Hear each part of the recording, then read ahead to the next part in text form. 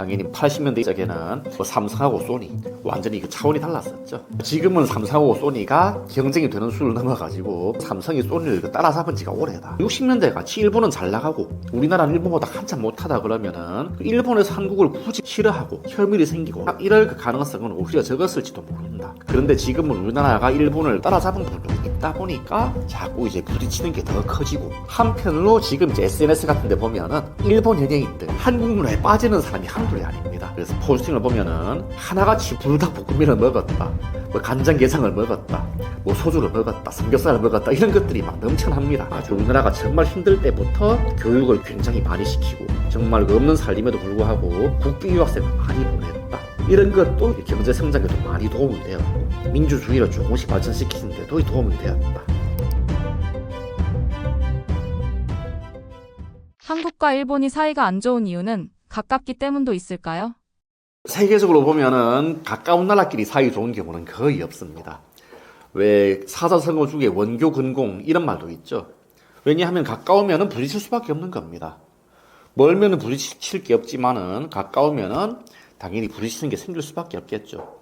특히나 그 동아시아의 지리적 특색을 보면은 이 일본이 중국 방면으로 진출하려면은 한반도가 최적입니다. 물론 옛날에 이제 뭐 북로남해 그래가지고 이제 그 왜구들이 이제 그 중국 남부로 쳐들어가기도 했습니다만은 이런 경우는 이제 약탈을 하는 건 괜찮은데 아예 그 중국 정복을 하려면은 그래 갈 수가 없어요. 왜냐하면 이제 그 중국 남부로 가려면은 거리가 너무 멀고, 거리가 멀어져 버리면은 당연히 이제 그 보급도 안 되고 충원도 안 되겠죠. 그런데 한반도 같은 경우에는 가깝게는 대한해협만 넘어가면은 바로입니다. 물론 이제 뭐 더 북쪽으로 가서 예를 들어 가지고 뭐 사할린 아니면은 뭐 홋카이도에서 이 러시아 쪽으로 간다 이럴 수도 있겠습니다만은 그 애초에 그 홋카이도 같은 경우에는 19세기 후반에 와서야 이제 일본 땅이 됩니다. 그리고 아까 말씀드렸다시피 블라디보스톡, 연해주 이런 쪽들은 현대에 와서나 이제 발전하게 됐지 옛날에는 굉장히 좀 척박한 땅이었다. 한반도 같은 경우에는 땅도 괜찮고 일본하고도 이제 그 가깝다. 당연히 일본이 이제 그 중국 방면으로 대륙 방면으로 이제 침략을 하려면은 한반도를 안 거칠 수가 없게 돼가 있어요. 그러다 보니까 옛날부터 일본의 왜구들이 그 고려, 조선을 막 노략질도 했고, 그리고 이제 임진왜란, 일제강점기 이런 것들도 보면은 단순히 조선을 정복을 하겠다 끝이 아니고 그 조선을 통해 가지고 이제 중국까지 정벌을 하겠다. 이런 의도가 굉장히 큰 겁니다. 애초에 가까우면은 그 사이가 좋을 리가 없다. 거기에다가 이제 그 동아시아의 지리적 환경을 보면은 그 일본이 팽창을 하자면은 한반도를 넘어가는 수밖에 없다. 당연히 그렇게 되면은 뭐 임진왜란, 왜구의 창궐, 일제강점기 같은 그런 일본의 그 한반도 침략이 생기기 쉬우니까, 그리고 실제로 생겼으니까 당연히 한국인들 입장에서는 일본이 좋을 리가 없는 겁니다. 여기에 더해 가지고 이제 그 현대 시대를 보면은 우리나라하고 일본이 보면은 굉장히 그 닮아 있다. 물론 이제 서로 간에 민족 감정이 많이 안 좋은 것 같습니다만은 어쨌든 경제 구조, 뭐 사회 구조 이런 것들이 굉장히 닮아 있다. 닮아 있으면은 경쟁이 되는 겁니다. 닮아 있지 않으면은 서로 이제 경쟁이 안 되겠죠. 당연히 우리나라도 이제 공산품을 수출해가 먹고 사는 나라고 일본도 이제 그런 나라입니다. 물론 세부적으로 보면은 완전히 똑같은 건 아니지만은 비슷하다. 옛날에 뭐 60년대, 70년대 같으면은 두 나라 간의 격차가 너무 크다 보니까 부딪힐 게 없는 겁니다.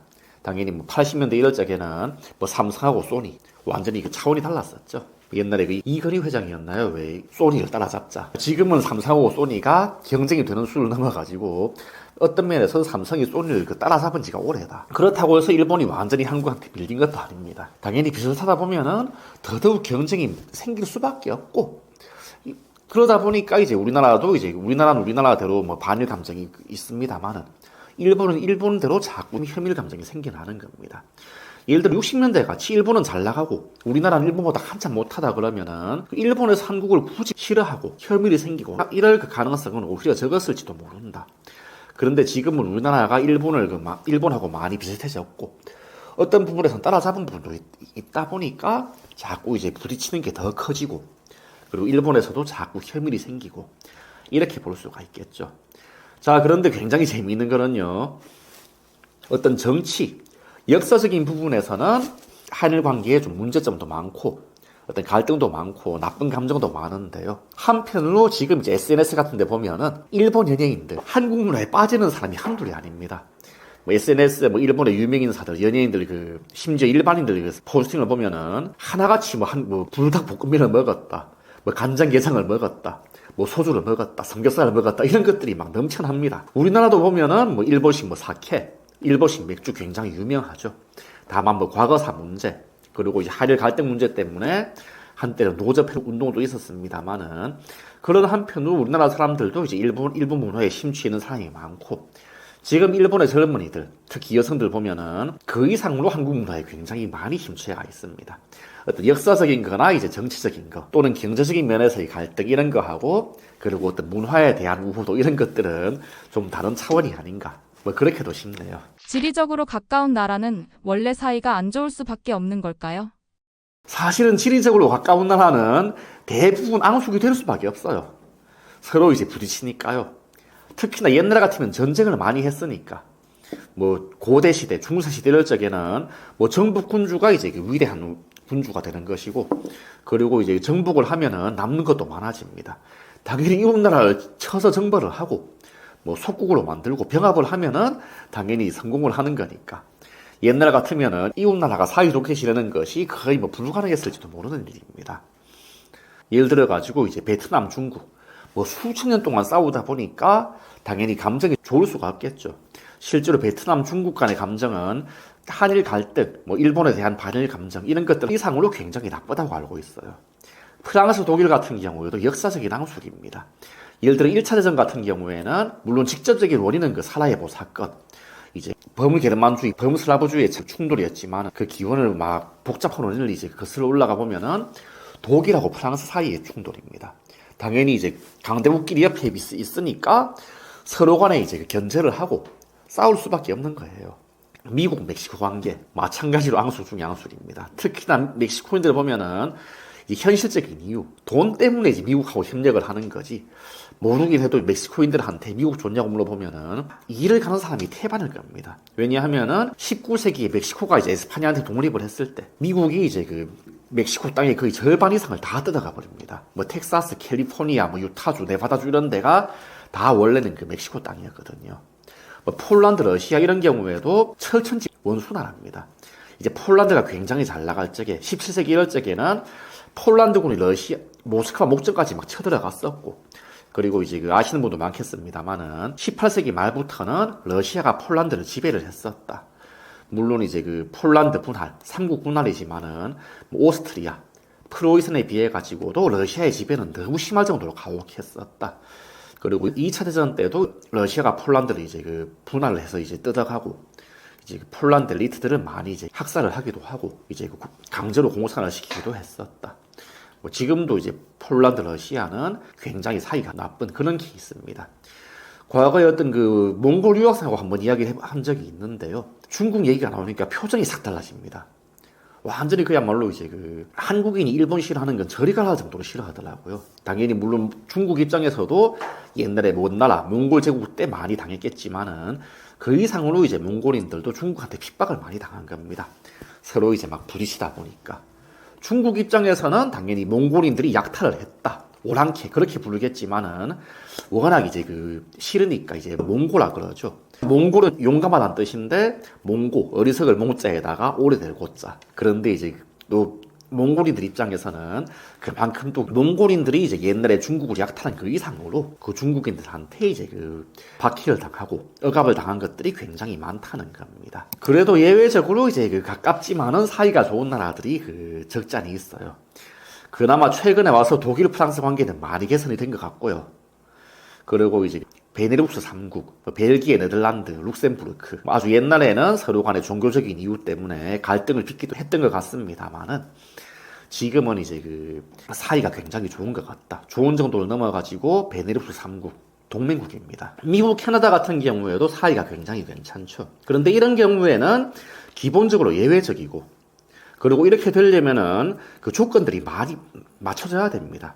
예를 들어 베네룩스 3국 아니면은 독일, 프랑스 같이 옛날에 앙금을 되새길 필요가 없을 정도로 뭔가 이제 가까이 지내야 될 필요성이 정말로 절실해졌다. 그리고 옛날처럼 막 서로 경쟁하고 견제할 이유가 없어졌다. 뭐 그런 게 이제 성립이 된 겁니다. 예를 들어 이제 세계 대전이 끝나고 나니까 서유럽 안에서 싸울 일이 없어진 겁니다. 왜냐하면은 소련이 이제 훨씬 강하니까. 그리고 이제 서유럽 국가들은 특히 2차 대전이 끝나고 나서는 약해져 가지고 더 이상 뭐 식민 제국이 될 수도 없다. 뭉칠 수밖에 없는 겁니다. 그러니까 이제 독일, 프랑스는 옛날에는 굉장히 견원지간이었지만은 지금은 옛날에 비하면은 많이 좋아진 것 같습니다. 베네룩스 3국 이 나라끼리 싸우고 있으면은 되는 게 없습니다. 오히려 뭉치는 게 더 이익이 됩니다. 자, 캐나다와 미국. 캐나다는 그 세계에서 두 번째로 큰 나라지만은 인구는 한국보다 훨씬 작다. 2천만, 3천만 정도입니다. 그리고 미국 입장에서는 굳이 캐나다를 무슨 병합할 이유도 없고 명분도 안 서고 이제 어떤 민족적으로도 이제 그 동질감도 많고 당연히 미국 입장에서는 뭐 러시아, 중국 이런 나라 견제도 모자랄 판에 별 위협도 안 되고 그 동질성도 많고 또 캐나다 입장에서는 캐나다가 아주 선진국이고 이제 인프라가 풍부하지만은 인구 자체가 적기 때문에 미국 같은 패권 국가가 될 수가 없는 겁니다. 당연히 이런 나라들은 서로 이제 부딪힐 이유도 없고 누가 보더라도 사이좋게 지낼 수밖에 없고 그래야 되니까 이제 사이가 좋아지는 것이지. 당연히 이제 뭐 예를 들어 가지고 뭐 미국 캐나다인들이 평화를 사랑해서 아니면은 워낙 국민성이 좋아서 서로 사이좋게 지낸다 이렇게 보는 것은 당연히 어불성설이다. 그렇게 말할 수 있을 겁니다. 한국이 갖고 있는 지리적인 불리함은 뭐였나요? 기본적으로 한국 같은 경우에는 지금도 그렇지만은 옛날에도 그랬습니다. 우선 옆에 있는 중국. 물론 중국이 보면은 중간중간에 뭐 길게는 2, 300년씩 분열된 적도 있었습니다만은 옛날에 그 5, 16국 시대만 해가지고 기본적으로 이 중국이라는 나라는 중간중간에 짧게는 수십 년, 길게는 2, 300년 정도의 어떤 그 분열기가 한 몇 번 있었던 것 빼고는 계속해서 통일 왕조가 이어집니다. 당연히 옛날에 뭐 고구려, 발해, 뭐 고려 이런 나라들이 아무리 상부 정신이 투철하고 강했다 그래도 당연히 이제 통일된 뭐 중국의 왕조, 뭐 예를 들면 뭐 한나라, 당나라, 뭐 명나라 이런 나라들을 정복하는 것은 당연히 현실적으로 가능한 일이 아닙니다.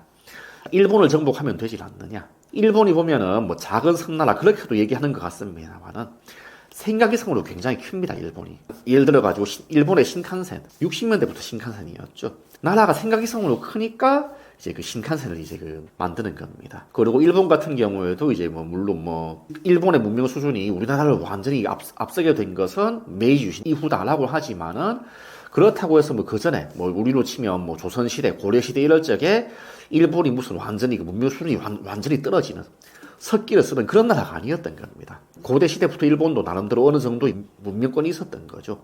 당연히 이제 고려, 조선 입장에서 예를 들어 뭐 박이 장군의 스시마 정벌 이런 것들은 가능했겠지만은 조선이 무리하게 이제 그 일본을 정벌하는 것은 정말 어떻게 하면 가능했을지 모르겠지만은 해본 될 필요성이 승리밖에 안 되는 겁니다. 그리고 이제 만주 같은 경우에도 옛날 만주는 굉장히 척박했다. 그리고 이제 그 고구려 발해가 멸망을 하고 여진족, 거란족들이 들어왔다. 이런 이제 그 예를 들어 가지고 뭐 고려 시대 윤관 장군이 이제 뭐 천리장성을 이제 만들었다. 그 김종서 장군이 사군 육진을 설치했다. 여진족들한테 조공을 받았다. 하지만 왜 이런 여진족들을 정복을 안 했느냐? 뭐 당연히 고려, 조선이 무슨 상무 정신이 부족해서 뭐 나라가 약해서 이제 안 그랬던 게 아니고 정복을 해본들 의미가 없는 겁니다. 땅은 굉장히 척박하고 거칠고 춥고 농사도 잘 안 되고 여진족들하고는 생활 패턴도 다르고 이런 이제 여진족들을 이제 무리하게 막 정복을 하는 것보다는 적당히 구슬리고 이제 조공을 받는 것이 훨씬 유리하니까 그랬던 겁니다. 거기에다가 이제 그 바다 쪽으로 보더라도 해상 무역을 할 수 있는 상대가 이제 일본, 뭐 류큐 그 정도밖에 없었던 거죠. 물론 뭐 동남아시아하고도 옛날에 안남이 그래가지고 베트남 쌀 옛날에 들어온 기록이 있습니다만은 기본적으로 뭐 우리가 생각하는 대규모 무역이 아니었죠. 이제 거리가 멀다 보니까. 그러다 보니까 이제 예를 들어 가지고 이제 서양의 네덜란드, 뭐 그리스, 영국처럼 해양 제국으로 발전하는데도 이제 한계가 뚜렷했다. 그리고 옛날에 그 기록을 보면은 조선이 어떤 무역을 대대적으로 할 만큼 옛날 기준으로도 뭐 자원, 물산이 엄청나게 풍부하거나 아니면 뭐 중앙아시아처럼 상공업 발달에 아주 좋은 환경을 가졌거나 그랬던 것도 좀 아닌 것 같아요. 지리적으로 불리함에도 불구하고 한국은 어떤 전략을 갖췄기에 현재까지 살아남을 수 있었을까요? 자, 우리가 보면은 이제 옛날에 뭐 특히 조선시대 하면은 뭐 사대주의적이다, 문약하다, 뭐 허리에 허식이 찌들고 뭐 공리공론에 이제 빠져 있었다. 뭐 이렇게도 얘기하는 사람도 많습니다. 뭐 그런 말들이 아예 100% 틀린 건 아닙니다만은 뭐 우리 조상들 아니면 옛날에 고려, 조선 같은 왕조들이 정말로 그렇게 무능하고 답답하고 뭐 공리공론다 줬던 그런 나라들은 당연히 아니었죠.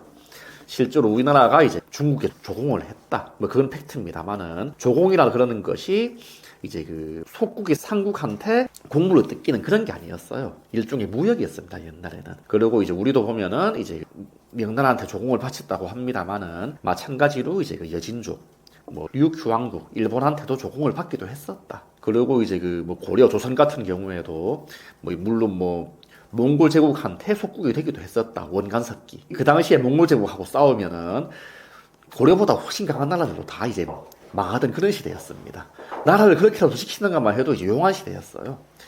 아까 말씀드렸다시피 조선 같은 경우에도 무슨 그 특히 병자호란 또는 뭐 국권 침탈 이런 걸 보면은 굉장히 좀 수치스럽고 한심해 보이는 것도 있습니다만은 뭐 조선보다 훨씬 강했던 무슨 큰 제국들도 망할 때는 보면은 한심하게 망합니다. 이제 그 전근대 한반도 같은 경우는 아까도 말씀드렸다시피 우리나라 북부에 보면은 그 개마고원이 있습니다. 자, 이 개마고원은 굉장히 험준하고 옛날엔 유배지로 쓰였다. 다시 말하면은 방어하는 데는 최고인 겁니다. 그러다 보니까 이제 옛날에 이제 거란 군대, 이제 그 소배합이 이끌었던 군대도 결국에는 이제 고려에서 패퇴할 수밖에 없었다. 이제 여진족, 요 나라 같은 경우에도 그 중국군이 그 송나라는 침략을 해서 이제 그 양정화 북부를 다 뜯어갔지만은 고려는 어떻게 못 건든 겁니다. 물론 뭐 형식상으로는 굴복을 시켰지만은 실제로는 이제 그 적당히 이제 상국으로 적당히 인정을 받으면서 고려를 인정할 수밖에 없었다. 청나라 같은 경우에도 이제 명나라, 몽골까지도 흡수를 하지만은 조선 같은 경우는 이제 삼전도의 굴욕해가지고 이제 그 속국으로 삼는 그런 이제 행사를 치르긴 했습니다만은 그리고 이제 여러 가지 그 조선을 많이 괴롭히기도 했습니다만은 어쨌든 조선을 멸망시키거나 아니면 예를 들면은 뭐 조선인들한테까지 병발을 강요하거나 그러지 못했던 겁니다. 그만큼 조선의 힘, 뭐 지리적인 힘도 그렇고 국력도 그렇고 그 만만찮았기 때문에 이제 그럴 수밖에 없었던 거죠. 이 한반도라는 땅이 보면은 뭔가 이제 그 좀 부족한 것도 있는 것 같습니다만은 그 상당히 좀 크기 자체가 그렇게 작은 것도 아니고 개마고원은 개마고원대로 이제 중국의 침략을 막아주지만은 또 이제 개마고원 남쪽에는 여러 가지 평야들, 뭐 분지들 이런 것들이 나름대로 상당히 그 농사 짓기에도 좋고 하천 같은 것들도 잘 발달돼가 있다. 그리고 산지가 70%라는 것은 이제 그 평화시에는 이제 농사 짓고 살고 유사시에는 산성을 통해서 방어하기도 좋고 이러니까 이제 그 우리나라는 옛날부터 이제 그 정말로 단군 할아버지 때부터 다른 민족들한테 이제 정복당해서 안 없어지고 흩어지질 않고 쭉 이어올 수가 있었던 겁니다. 그러면서 이제 그 반도국이라는 그 지리적 이점을 이용해가지고 나름대로 일본하고도 교류를 하고 류큐하고도 교류를 하고 그러면서 이제 그 나름대로 이제 경제라든지 문화를 발전시키기도 했던 겁니다. 이제 냉전 시대가 되면서 우리나라는 정말로 이제 있어서는 안 될 정말로 이제 그 역사상 최악의 불행을 겪는다. 말할 필요도 없이 남북 분단이겠죠. 거기에다가 우리나라는 분단만 된 것도 아니고 아예 그 전쟁까지 크게 치러버렸. 그리고 이제 한국 전쟁의 상처는 지금까지도 완전히 아물질 못하고 있습니다. 당연히 이런 것들도 보면은 이제 그 유라시아 대륙 쪽으로는 소련이 있었고 중국까지 공산화되었고 그리고 이제 그 태평양 쪽으로는 미국이 있고 미국이 일본을 발판을 삼아가지고 이제 중국 소련을 견제한다. 그러면서 이제 일종의 냉전의 대리전 비슷하게 이제 그 한반도 북부는 소련이 뜯어가 버리고 이제 그러다 보니까 이제 미군이 진주를 해가지고 이제 한반도 남부에는 대한민국이 들어섭니다. 그리고 이렇게 분담만 됐으면 그나마 불행 중 다행이었겠지만은 아시다시피 냉전의 대리전 한국 전쟁 때문에 정말로 이제 그 우리나라가 초토화되고 이제 그 물질만 초토화된 게 아니고 엄청나게 많은 사람들이 죽고 뭐 심각하게 다치고 이산 가족이 생기고 그리고 휴전이 되고 나서도 막 국지전이 벌어지고 막 무장공비가 들어서기도 하고 2000년대 이후에도 예를 들면 연평해전, 연평도 포격, 뭐 천안함 사태 같은 그런 이제 그 비극적인 일들이 자꾸 반복되어 왔습니다. 당연히 이런 부분은 어떤 냉전 체제의 지정학과 관련된 우리나라의 큰 비극이겠죠. 하지만 이제 그 어떤 면에서는 이 냉전 체제가 그 우리나라의 한강의 기적, 급속한 경제 발전에 도움이 된 부분도 역설적으로 적지만은 않습니다. 왜냐하면은 냉전 체제에서 정말로 어떤 나라가 정말로 최빈국이 된다. 정치가 엉망진창이 된다. 이렇게 되면은 어떻게 되느냐? 공산화 된 1순위가 됩니다. 이 대한민국 바로 위에는 북한이 있고, 북한을 넘어가면은 중국, 소련이 있다. 대한민국까지 공산화가 돼버리면은 당연히 미국 입장에서는 태평양을 내줘버리게 됩니다. 해서 이제 미국에서는 우리나라에 적극적으로 이제 그 원조를 해주고, 그리고 60년대, 70년대 이럴 적에 이제 우리나라가 이제 수출 지향 공업화를 할 적에도 굉장히 도움을 많이 주게 되는 겁니다. 미국 사람들이 착해서 그렇다기보다도 한국의 한반도의 지정학적 위치 때문에 그 한국이 정말로 가난해서 못 벗어나면, 그 정치적 혼란에서 못 벗어나면은 정말로 한반도 전체가 공허산화 될 수 있다. 이렇게 되면은 미국 입장에서도 골치 아픈 정도가 아니다. 정말로 큰일 난다. 발등에 불이 떨어진다. 여기에 더해 냉전 시대가 되면은 아시아의 네 마리용, 한국, 홍콩, 대만, 싱가포르 네 나라인데요. 이 중에서 이제 그 홍콩이랑 싱가포르 같은 경우에는 그 굉장히 멀다. 동남아시아 지역이고 굉장히 또 규모도 작습니다. 도시국가 정도죠. 대만이 있긴 합니다만은 대만도 이제 규모로 보면은 한국보다 훨씬 작다.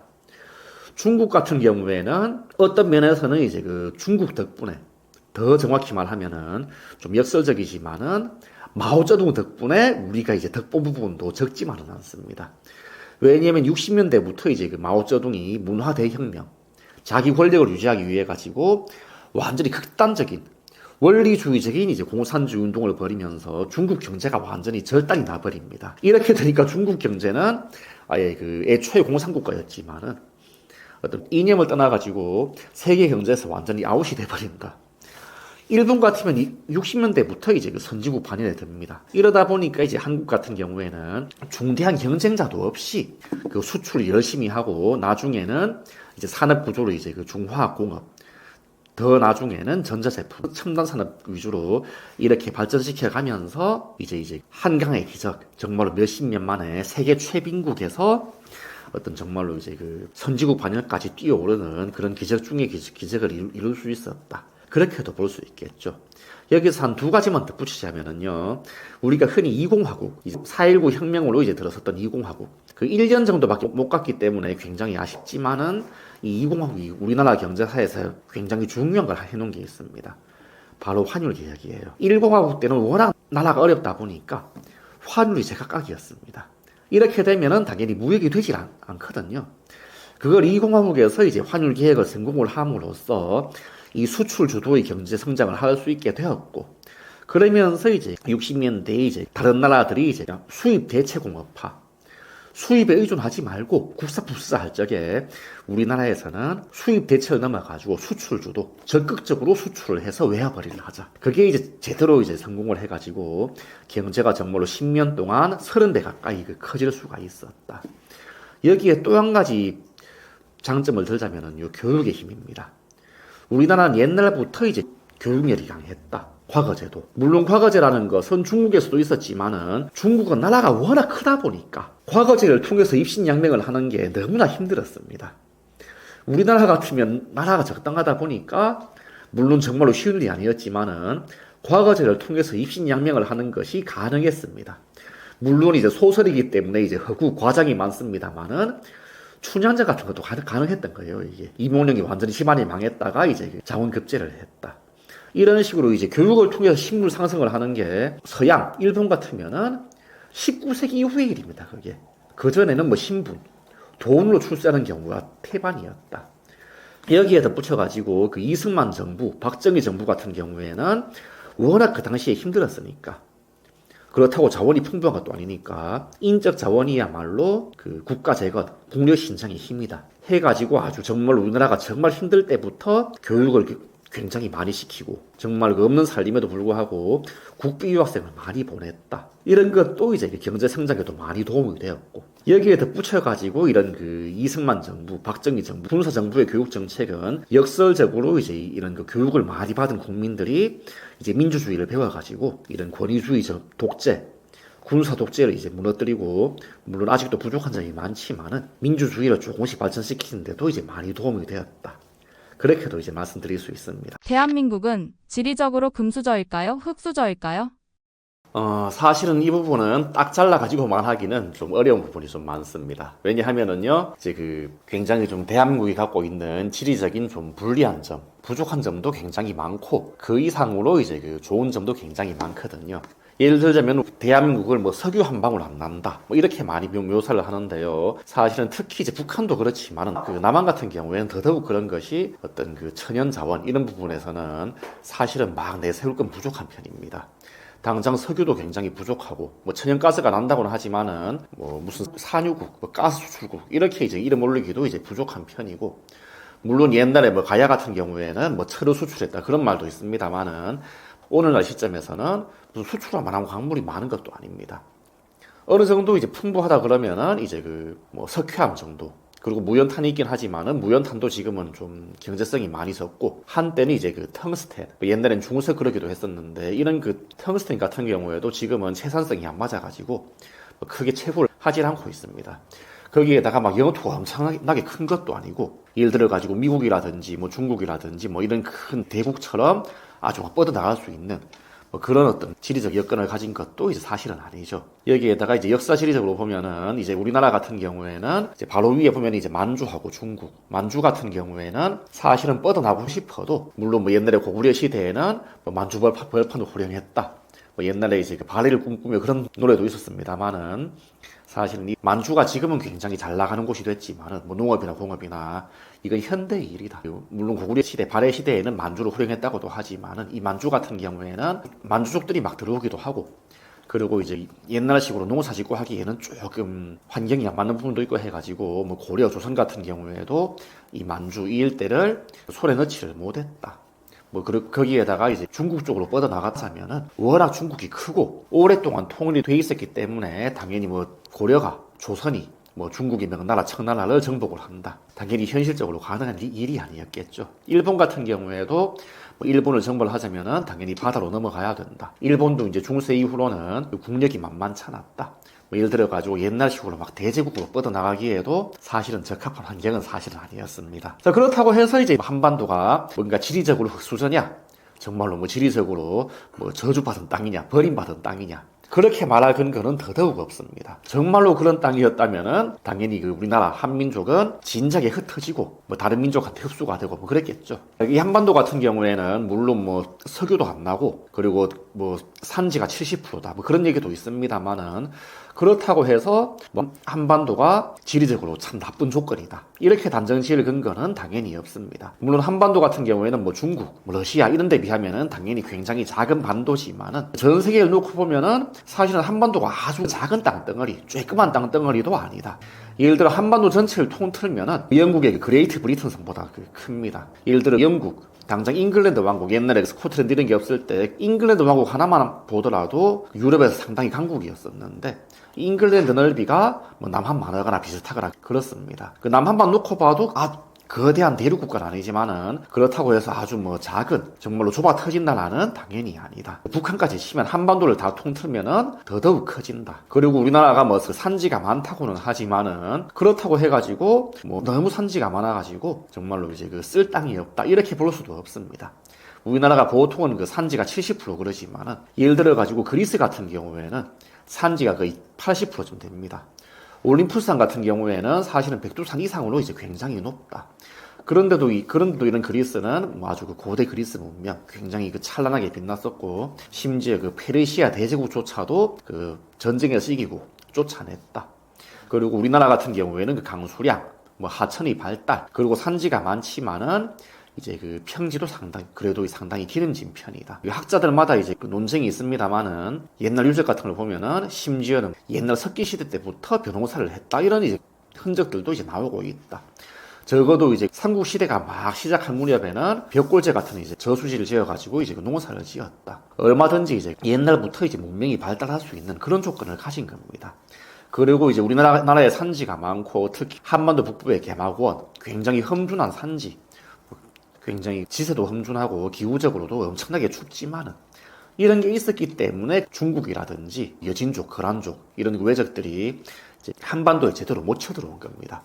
반대로 중국 같은 경우에는 이제 중국 동부는 거대한 평지다 보니까 만리장성만 넘어가면은 뭐 여진족, 거란족, 몽골족들이 그 중국을 휩쓸 수가 있는 겁니다. 해서 이제 그 중국 같은 경우에는 이제 송나라 때는 금나라 여진족한테 이제 그 중국 북부를 다 뺏겼고, 이제 원나라 몽골 시대에는 아예 원나라 몽골인들한테 이제 지배를 받았었다. 우리나라 같은 경우에는 이제 거란족의 침략도 이제 잘 막아냈다. 여진족 시대에 어쩔 수 없이 이제 형제 예를 갖추긴 했다지만은 옛날에 이제 금나라 때 중국처럼 잡아먹힌 게 아니고 형식상으로는 어느 정도 이제 고려가 좀 굽히는 모양새를 취했지만은 그래도 이제 그 속국이 아닌 동맹국이 되었다.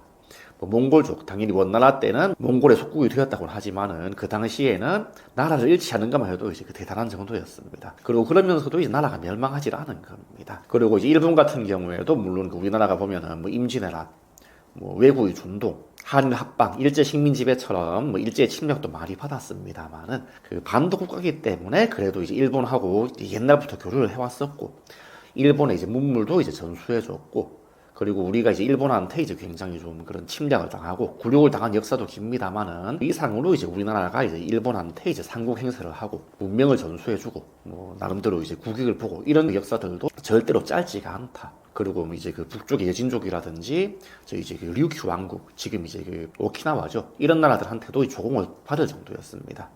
쉽게 말하면 우리나라는 뭐 정말로 뭐 지리적으로 축복받은 나라다. 우리나라만큼 지리적 환경이 좋다. 이렇게 말하기는 솔직히 어렵습니다. 하지만은 적어도 이제 그 흑수저보다는 그래도 금수저에 가까운 부분이 조금 더 많지 않겠나 하는 게 제 생각입니다. 안 그랬으면은 당연히 한민족이 정말로 그 단군 할아버지 때부터 지금까지 수천 년 동안 완전히 똑같았던 건 아니지만은 이렇게 명맥을 쭉 이어올 수 있었던 거. 그 한반도가 무슨 대단히 축복받은 땅까지는 아니어도 어느 정도 이제 괜찮은 땅이었다. 그 한민족끼리 정체성을 유지하고 다른 민족한테 이제 흡수 안 당하고 이렇게 쭉 이어오고 나름대로 발전도 할 수 있었던 것은 한반도가 그럭저럭 괜찮은 땅이어서 그렇지 않겠나 하는 게 이제 제 생각입니다. 지리가 나라의 운명을 결정하는데 어느 정도의 비중을 차지하나요? 굉장히 중요합니다. 결정적이죠. 어떻게 보면은 그 지리적 환경이 너무 나쁘다. 이렇게 되면은 당연히 이제 그 나라 자체가 이제 존립할 수가 없습니다. 예를 들어가지고 뭐 사하라 사막이라든지 뭐 남극, 북극 이런 곳에는 당연히 나라가 들어설 수가 없겠죠. 그리고 이제 굉장히 많이 알려진 얘기긴 합니다만은 이 잉카 제국 같은 경우에도 사실 당대의 유럽보다 앞서는 부분도 굉장히 많았었다. 예를 들면 뭐 역법, 건축술 아니면은 어떤 금은을 세공하는 기술 이런 것들은 오히려 유럽보다 나을 정도였다. 그런데도 이 잉카 아즈테카는 이제 그렇게 뛰어난 점도 많고, 그리고 군사적으로도 10만 대군을 거느린 아주 정복 왕조였습니다. 이런 나라들이 그 에스파냐의 콩키스타도르, 말이 좋아서 정복자지 규모라고 해봐야 뭐 150명, 300명 그 정도였다. 심하게 말하자면은 어떤 그 제대로 된 정규군이 막 수천 명, 수만 명 막 쳐들어가가지고 정말로 대대적인 정복 전쟁을 벌인 것도 아니고 겨우 뭐 100명, 200명, 300명 밖에 안 되는 일종의 무장 깡패들한테 이제 대제국이 망한 겁니다. 당연히 이제 아즈테카인, 잉카인들이 어리석어서 싸울 줄 몰라서 그런 게 아니고, 이런 부분은 그 지리적인 요인의 극단적인 이제 그 사례다. 왜냐하면 이제 아즈테카 잉카 같은 경우에는 지리적인 요인 때문에 이 금은은 굉장히 잘 다뤘지만은 철을 못 다룬 겁니다. 철은커녕 구리도 제대로 못 다뤘다. 이러다 보니까 이제 잉카의 10만 대군, 아즈테카의 10만 대군들은 기껏해야 이제 무기라고 휘두른 게 청동기도 아니고 석기입니다. 이 흑요석이라 그래가지고 유리처럼 생긴 일종의 화성암인데 이걸 얇게 이제 떼내면은 유리 파편처럼 된다. 이런 흑요석 칼을 이제 흑요석 칼을 맨살에 이렇게 이제 휘두르면은 당연히 크게 다치겠지만은 갑옷을 입고 있으면은 도로 흑요석이 깨져버립니다. 거기에다가 이제 화약 같은 것들은 아예 상상도 못했다. 그 말도 없었습니다. 왜냐하면은 이제 그 야생마가 없으니까. 물론 아메리카 대륙에는 아주 옛날에 이제 에쿠스 페루스 말의 직계 조상쯤 되는 진짜 야생마가 있었는데 진작에 다 멸종해버렸다. 라마, 알파카 같은 것들은 당연히 타고 다닐 수가 없다. 이러다 보니까 이제 아스테카 전사들, 잉카 전사들은 정말로 100대 1의 싸움에서 당연히 이제 이 사람들이 뭐 신체가 약해서, 정신력이 약해서 겁이 많아서 진 게 아니고 지리적인 차이 때문에 다른 부분은 오히려 더 발전했는데 군사적인 부분은 너무나 뒤처졌던 겁니다. 여기에 덧붙여가지고 이제 질병에 대한 면역력도 없었다. 이러다 보니까 이제 결국에 잉카 아즈테카는 굉장히 작은 나라도 아니고 나약한 나라도 아니고 정말로 이제 거대한 제국이었음에도 불구하고 정복 왕조였음에도 불구하고 결국에는 아즈테카 잉카한테 결국에는 에스파냐한테, 그것도 에스파냐의 수십만 대군한테 무너진 것도 아니고 고작 백수십 명, 200~300명밖에 안 되는 그런 이제 무장 깡패 집단들한테 허무하게 무너질 수밖에 없었다. 우리나라 같은 경우에도 당장 우리나라를 지도에서 이제 도려내가지고 뭐 동남아시아, 뭐 남아메리카 이런 데 갖다 붙이면은 아마도 이제 그 지역 최강국이 되고 남을 겁니다. 그런데 우리가 그러지 못한 이유, 뭐 한미 동맹에 신경 쓰고 뭐 한중 관계, 한러 관계도 신경 쓰는 이유도 당연히 이런 지리적 위치하고도 굉장히 직결되어 있다라고도 이제 볼 수 있을 겁니다. 지리적으로 금수저인데도 불구하고 강대국이 되지 못한 나라는 없을까요? 사실은 이런 나라는 굉장히 많습니다. 왜냐하면은 그 지리적 조건이 굉장히 중요하지만은 절대적인 건 아니거든요. 왜냐하면은 지리학이라는 학문 자체가 땅이 이렇다, 이런 학문이 아니고 자연 환경하고 인간의 어떤 상호 관계를 이제 보는 그런 학문입니다. 당연히 절대적으로 이제 환경이 열악하다, 문명 자체가 클 수가 없을 겁니다. 하지만은 자연 환경, 지리적 조건이 굉장히 좋지만은 사람들이 그걸 잘 못 살려가지고 이제 성공하지 못하는 사례도 굉장히 많습니다. 예를 들면 석유가 많다고 해도 석유를 캐지를 못하면, 그리고 퍼올린 석유를 가공하지 못하면은 그건 이제 아무 의미가 없겠죠. 그리고 이제 많은 경우에는 지리적 조건이 너무 좋아가지고 오히려 나라가 망하고 민족이 망하고 식민지화 되고 이런 경우도 굉장히 많습니다. 아까 말씀드렸던 그 잉카, 아즈테카 같은 경우에도 이런 지역들이 지리적 조건이 나빠서 이제 멸망한 것은 당연히 아니다. 실제로 그 에스파냐, 포르투갈이 이제 아메리카 대륙을 지배할 적에 그 당시 아마존 정글 아니면은 이제 아르헨티나 남부의 그 파타고니아, 팜파스 이런 데 살던 원주민들은 침략을 안 당했다. 왜냐하면은 이런 곳들은 환경이 너무 나쁘니까 에스파냐인들이 들어가도 병들어 죽든지 살 수가 없는 겁니다. 그리고 어떻게 고생을 해가지고 이제 그런 원주민들을 어떻게 뭐 정복을 해본들 뜯어낼 게 없으니까 내비둔 겁니다, 그냥.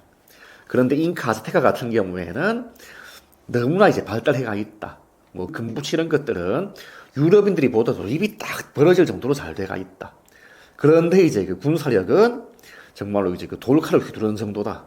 이렇게 되니까 이제 잉카, 아즈테카가 에스파냐인들한테 이제 정복을 당하고 이제 금, 은, 광물 같은 걸 이제 착취를 당하고 원주민들도 막 광산에서 막 부려먹히고 이렇게 이제 당했던 겁니다. 근현대사를 보면은 이제 동남아시아, 이제 사실은 제국주의 시대를 보면은 옛날에 이제 19세기 제국주의, 아프리카도 이제 정복을 많이 했지만은 아시아, 인도 같은 경우에도 이제 식민지 지배, 침탈을 많이 당했습니다. 이 당시에 이제 인도, 동남아시아 이런 지역들이 보면은 단순히 힘이 없어서 지리적인 조건이 나빠서 이제 식민 지배를 당한 게 아니고 오히려 지리적 조건이 너무나 좋았습니다. 인도 같은 경우에는 전통적으로 이제 유라시아에서 가장 살기 좋은 곳, 그 푸교로운 곳. 왜 콜럼부스도 이제 인도 가는 길을 찾다가 이제 아메리카를 발견하죠. 그리고 이제 인도 같은 경우에도 이제 인도에 있던 무굴 제국은 17세기 중반에는 세계 최고의 경제 대국이었다. 그러던 것이 이제 그 내부적인 요인 때문에 붕괴를 하면서 이제 영국한테 이제 지배를 당한 겁니다. 동남아시아 같은 경우에도 지리적 조건이 나빴다면은 유럽인들이 이제 관심을 안 기울였을 겁니다. 이 동남아시아 지역이 워낙 이제 자원이 풍부하고 이제 식량 같은 것들도 이제 농사도 잘 되고 그리고 이제 동남아시아 지역이 이제 그 인도양, 태평양을 잇기도 하고 해상 무역을 하기에 좋다 보니까 이제 인도네시아 같은 경우에는 진작에 이제 네덜란드 식민지가 되고 베트남 같은 경우에는 그 19세기 초반까지는 상당히 잘 나갔다 무역을 하면서 그러다가 결국에는 제국주의의 흐름을 못 이기고 이제 프랑스의 식민지가 되어버린 겁니다.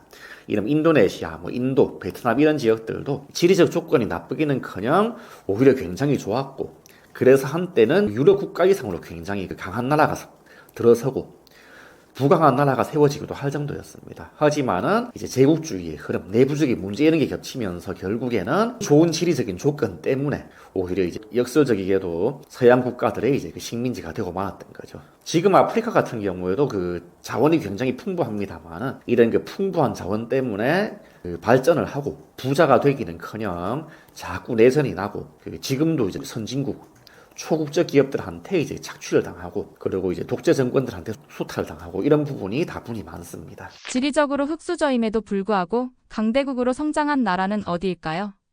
극단적인 흑수저라면은 당연히 이제 강대국이 되기가 어렵겠죠.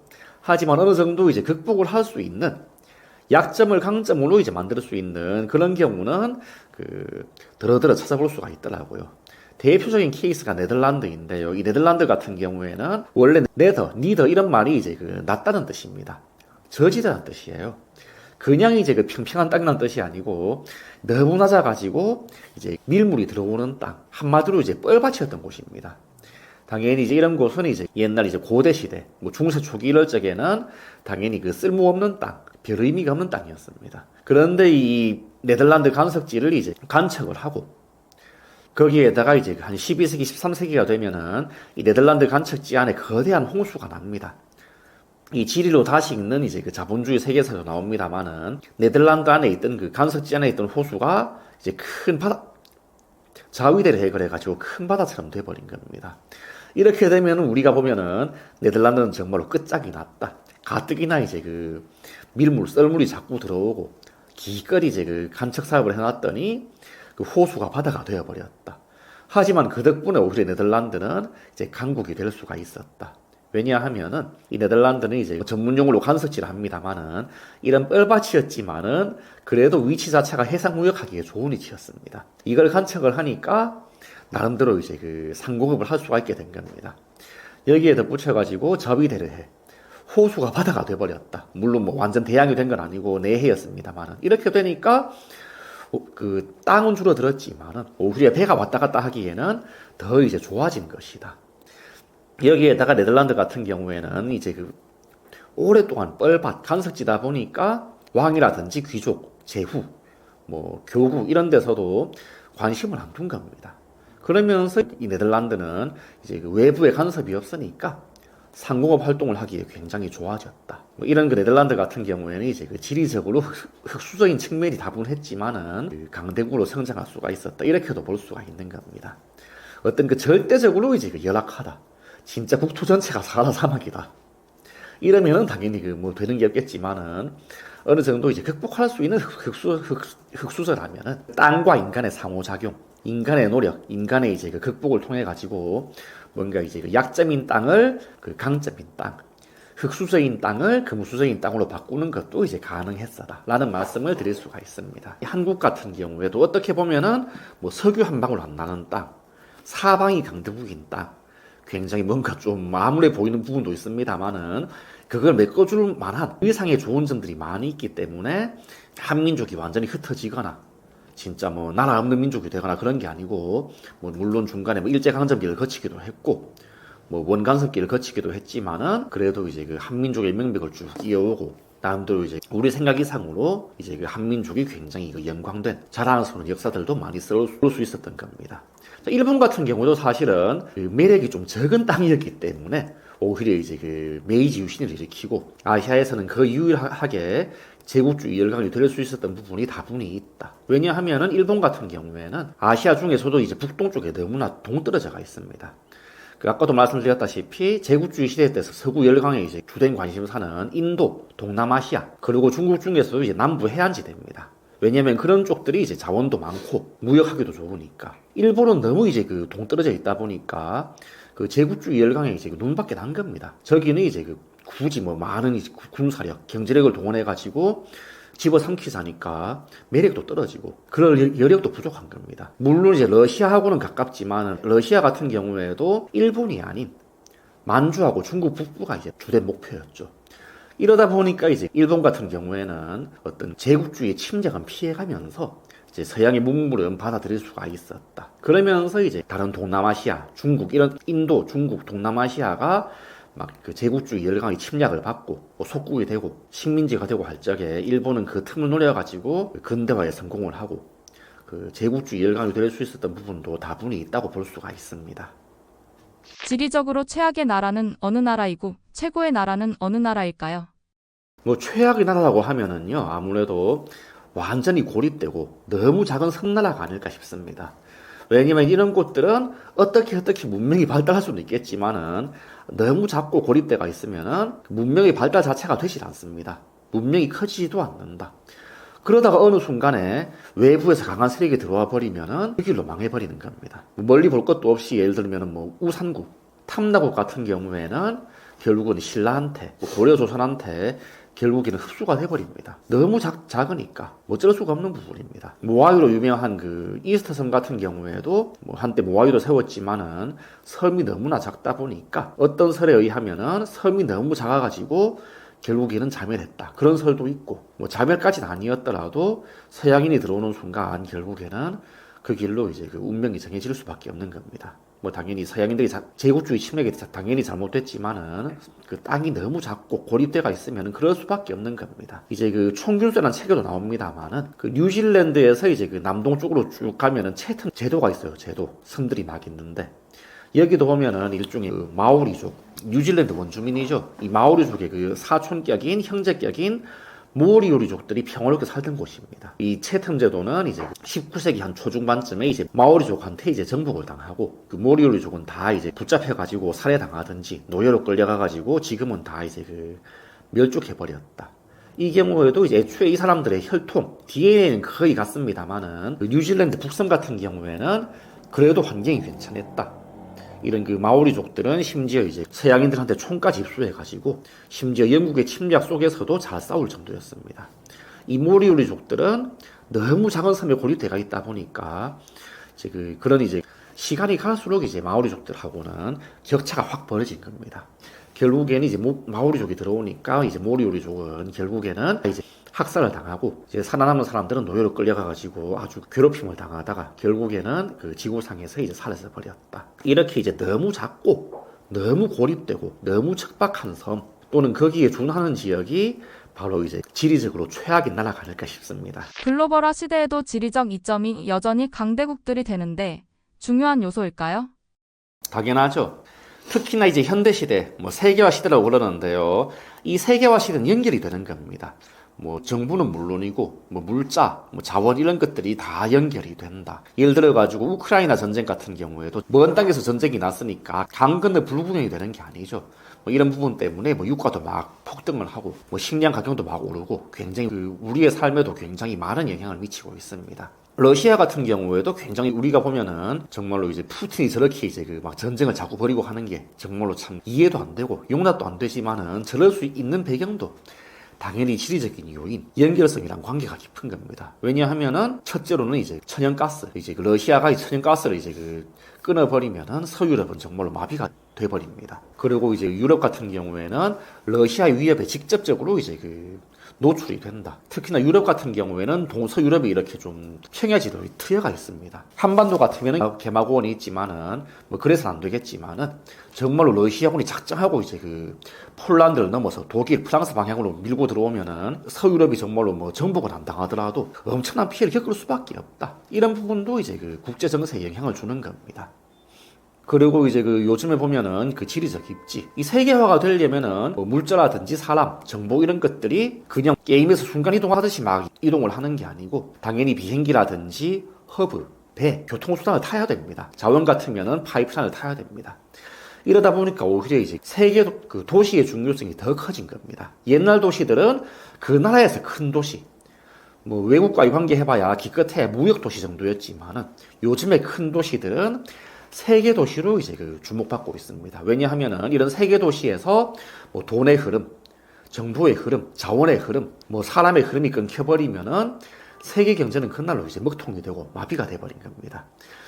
지난 한 80년대, 90년대부터 지리학계에서는 이제 세계 도시로 그냥 그 나라에서의 도시, 큰 도시 정도가 아니고 세계 여러 도시들이 어떻게 연결되고 있는가, 세계 경제, 세계 사회, 세계 정치에서 어떤 도시가 가장 중심적인가 이런 것들을 연구하는 학문들도 이제 나오고 있습니다.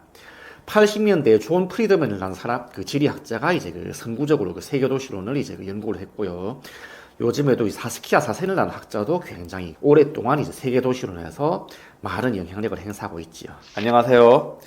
저는 진주교육대학교 사회과 교육과에서 교수로 근무를 하면서 예비 초등학교 선생님들을 이제 교육을 하고 있는 이동민이라고 합니다. 이번에 지리로 다시 읽는 자본주의 세계사 책을 이제 출간하게 되었고, 예전부터 쭉 해오던 것이 인류 문명이라든지 역사, 뭐 정치, 경제, 뭐 전쟁 등등을 지리학으로 이제 재해석하는데 굉장히 많은 공을 들이고 천착을 하고 있는 그런 사람입니다. 이번에 나온 책인데요. 제목은 지리로 다시 읽는 자본주의 세계사입니다. 인간의 삶이라는 게 사실은 다들 지리에 영향을 많이 받습니다만은 이 자본주의라 그러는 것은 기본적으로 무역하고도 굉장히 관계가 깊고, 그리고 이 자본주의 또 다른 축인 금융, 신용 이런 것들도 사실은 장거리 무역하고 아주 밀접한 관계가 있는 겁니다. 그런 점에서 이 자본주의의 어떤 형성, 발전을 이해하려면은 지리적인 안목에서 이해하는 것이 굉장히 중요합니다. 그리고 이 세상도 보면은 사실은 우리의 현실, 어떤 그 수도권 집값 문제라든지 불균형 발전 문제, 지방 소멸 문제, 극저출산 문제 이런 것들도 사실은 자본주의 또 지리하고 굉장히 많은 관계가 이제 있는 부분입니다. 당연히 이제 우리가 알고 있는 돈벌이 문제, 불평등 문제, 부동산 투기 문제 이런 것들이 보면은 단순히 사람의 욕심이 많아서 인식만 바꾸면 되는 게 아니냐, 아니면은 원칙만 지키면 되는 게 아니냐, 그렇게 볼 수가 없는 겁니다. 당연히 이제 그 부동산 투기 문제, 지방 소멸 문제, 불균형 발전 문제 이런 것들이 보면은 우리 책에도 잘 나와 있습니다만은 우리나라의 자본주의 발달 과정 그리고 근대화 과정하고도 굉장히 밀접한 관계가 있다. 이런 부분을 이 책을 통해서 잘 읽어나가고, 그리고 이 책의 내용을 통해 가지고 우리의 삶 그리고 우리 사회가 직면하고 있는 여러 가지 문제들을 조금 더 잘 통찰할 수 있고, 여기에 대해서 조금 더 이제 잘 읽어나가고 대처할 수 있는 눈을 기르신다면은 저자로서 그보다 더 큰 영광은 없을 것 같습니다.